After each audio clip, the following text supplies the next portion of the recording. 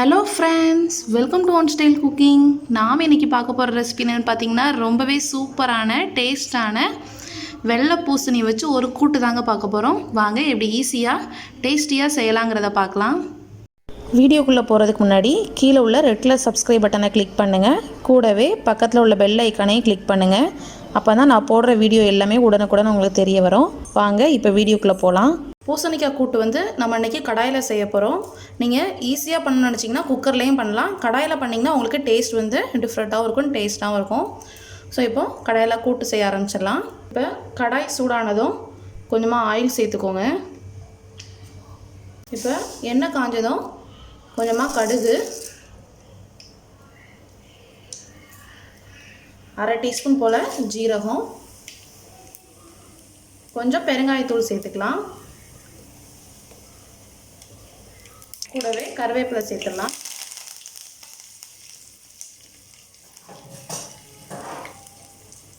காரத்துக்கு 2 பச்சை மிளகாய் மட்டும் கீறி சேர்த்துருக்கேன். அப்புறம் ஒரு வெங்காயத்தை கட் பண்ணி சேர்த்துடலாம்.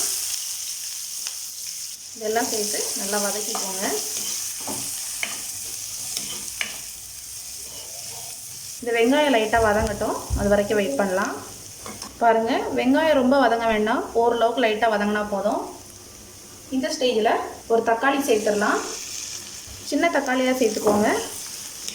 ஸோ ஒரு வெங்காயத்துக்கு ஒரு தக்காளி. இப்போ தக்காளி சீக்கிரம் வதங்குறதுக்காக கொஞ்சமாக உப்பு சேர்த்துடலாம். கூடவே ஒரு 1/2 டீஸ்பூன் போல் மஞ்சள் தூள் சேர்த்துக்கலாம். இதை சேர்த்து லைட்டாக வதக்கிக்கோங்க. இந்த தக்காளி நம்மளுக்கு நல்லா மேஷ் ஆகணும். அப்போ தான் அந்த கூட்டு ரொம்ப டேஸ்ட்டாக இருக்கும்.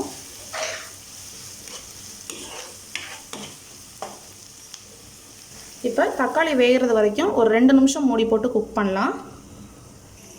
நம்ம கூட்டு செய்ய ஆரம்பிக்கும் போதே இந்த சைடு பார்த்திங்கன்னா ஒரு 1/2 கப் அளவு பாசிப்பருப்பை இந்த மாதிரி கொஞ்சம் வேக வச்சு வச்சுருக்கேன். நீங்கள் மொத்தமாக குக்கரில் செஞ்சிங்கன்னா நீங்கள் டைரெக்டாக கூட எல்லாத்தையுமே ஆட் பண்ணிடலாம். ஸோ இப்போ இந்த பருப்பு நல்லா வேகட்டும். இப்போ ஓப்பன் பண்ணி பார்க்கலாம்.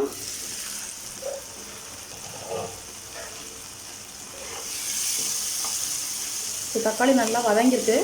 நல்லா மேஷ் பண்ணி விட்டுக்கோங்க. இப்போ பாருங்கள், நல்லா தக்காளி நல்லா வதங்கிடுச்சு, நல்லா மேஷ் ஆகிடுச்சு. இப்போ இந்த ஸ்டேஜில் நான் 1 கப் அளவு வெள்ளை பூசணியை தோலை நீக்கிட்டு கட் பண்ணி வச்சுருக்கேன், அதை சேர்த்துடலாம்.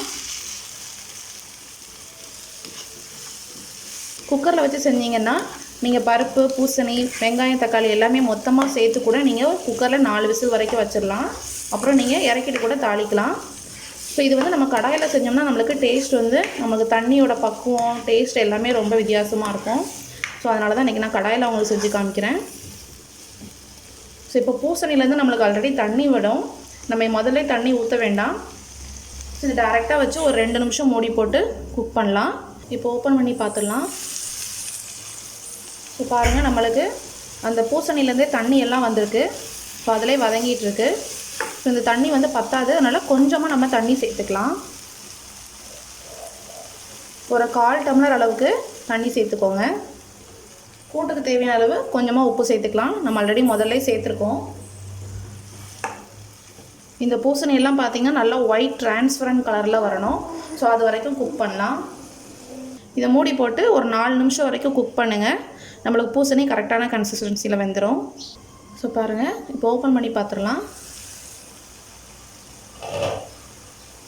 நம்ம ஃபஸ்ட்டு போட்டதுக்கும் இப்போவும் பார்த்திங்கன்னா அந்த காயோட கலர் நல்லா டிரான்ஸ்பரண்ட்டாக இருக்குது.